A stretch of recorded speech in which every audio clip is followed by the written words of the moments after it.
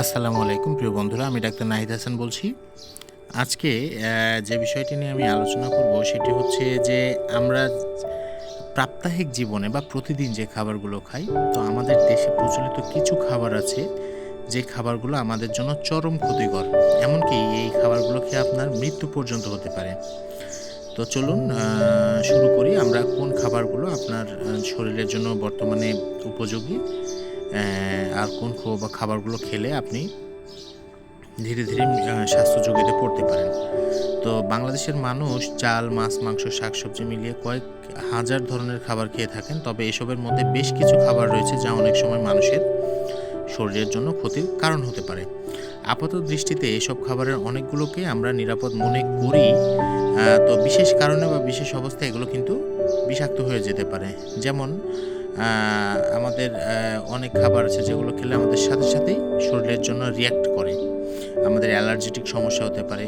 আবার কোনো খাবার রয়েছে যা মানুষের তাৎক্ষণিকভাবে মৃত্যু পর্যন্ত ঘটাতে পারে। আবার কোনো খাবার খাওয়ার কারণে মানে আপনার আল্টিমেটলি ক্ষতি হচ্ছে শরীরের, কিন্তু সেটা আপনি বুঝতে পারবেন না বা বোঝা যায় না। তো এক্ষেত্রে কিন্তু শরীরের দীর্ঘমেয়াদী একটি ক্ষতি হয়ে যায়। তো যেসব খাবার অবস্থা ভেদে আপনার শরীরের জন্য ক্ষতির কারণ হতে পারে, এরকম কয়েকটি খাবারের নাম আমি বলছি। যেমন আমাদের দেশে পটকা মাছ, বাংলাদেশ, চীন, জাপান, কোরিয়া সহ বেশ কিছু দেশে মানুষের কাছে পটকা মাছ বা পাফার ফিশ বেশ জনপ্রিয় একটি খাবার। কিন্তু এই মাছটি সঠিকভাবে প্রসেস করা সম্ভব না হলে সেটি কয়েক ঘন্টার মধ্যে মানুষের মৃত্যু ঘটাতে পারে। শরীরে থাকা বিষাক্ত টিউরোটক্সিন নামক উপাদান, যা সায়ানাইডের তুলনায় বহুগুণ বেশি কিন্তু বিষাক্ত। তো এটি আপনাকে কয়েক ঘন্টার মধ্যেই কিন্তু মৃত্যু ঘটাতে খুব বড় একটা ভূমিকা পালন করবে। তো এই মাছ খাওয়ার আগে অবশ্যই আপনাকে দক্ষতার সঙ্গে মাছের শরীরের যে বিষাক্ত অংশ সেটি আলাদা করে ফেলতে হবে।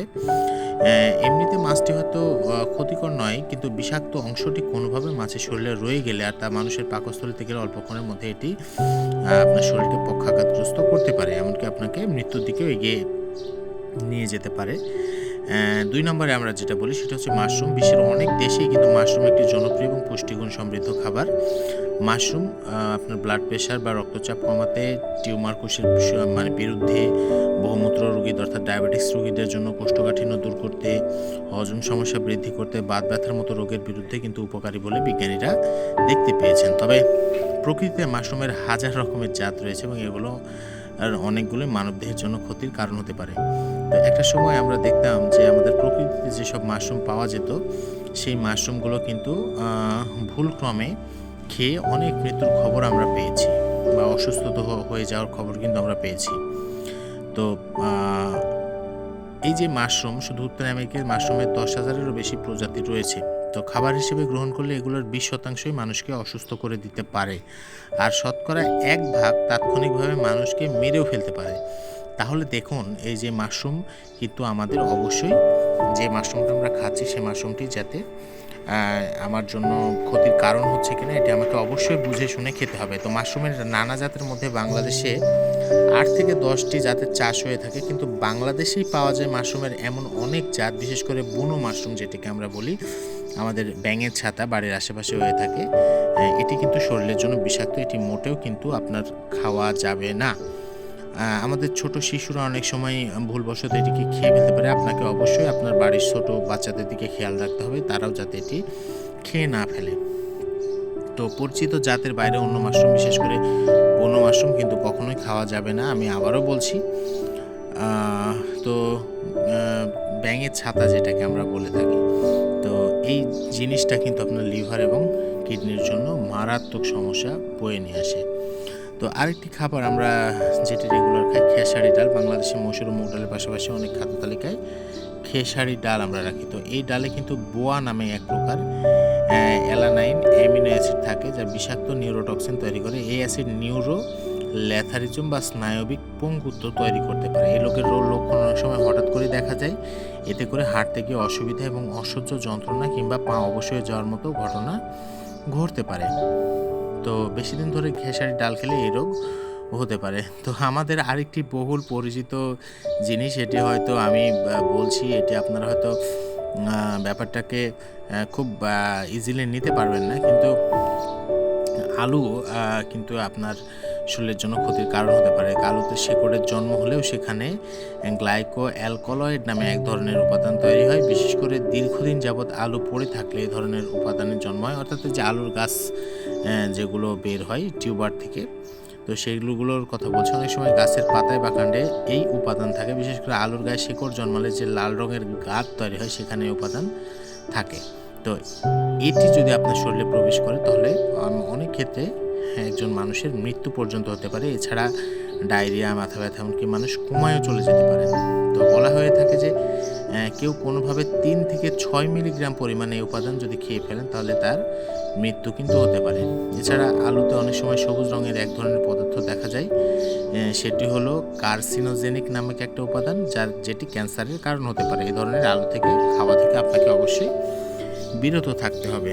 তো টমেটো গাছের পাতা এবং কাণ্ডে অ্যালকালাই থাকে যা পাকস্থলীর জন্য ক্ষতিকর হতে পারে। কাঁচা টমেটোর ভেতরে উপাদান থাকে বলে মনে করা হয়।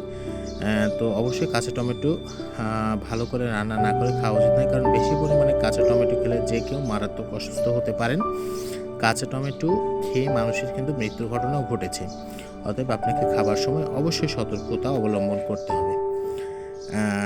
কাজু বাদাম, তো আমরা জানি কাজু বাদাম কিন্তু আমাদের শরীরের জন্য অনেক প্রয়োজন বা প্রয়োজনীয় পুষ্টি সরবরাহ করে। কাজু বাদামের কিন্তু দুটি জাত রয়েছে, একটি হচ্ছে মিষ্টি, অপরটি একটু তিতকুটে। তো এটি একটি পুষ্টিকর খাবার হলেও তেতো কাজু বাদামের ভেতরে সায়ানোজেনিক গ্লাইকোসাইড নামে একটি বিষাক্ত উপাদান থাকে যা শরীরের জন্য মারাত্মক ক্ষতিকর। কাঁচা অবস্থায় তেতো কাজু বাদাম খাওয়া একেবারেই উচিত নয়।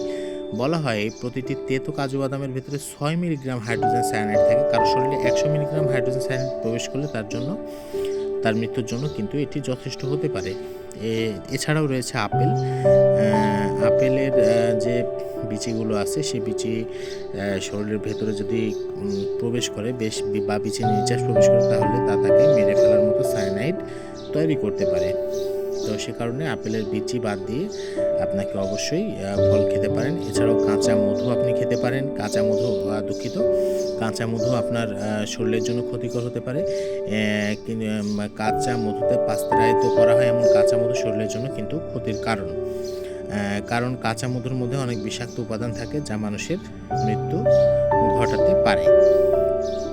তো এছাড়াও যে আমরা কাসাভা যেটা আমাদের দেশে পাওয়া যায় না কিন্তু অন্যান্য দেশে পাওয়া যায়, কাসাভা, মটরশুঁটি, সিমের বিচি, কামরাঙার মতো ফল, কচু, তারপরে হচ্ছে আধা সেদ্ধ ডিম, প্রসেস ফুড, ধুতুরা ফুল ও ফল।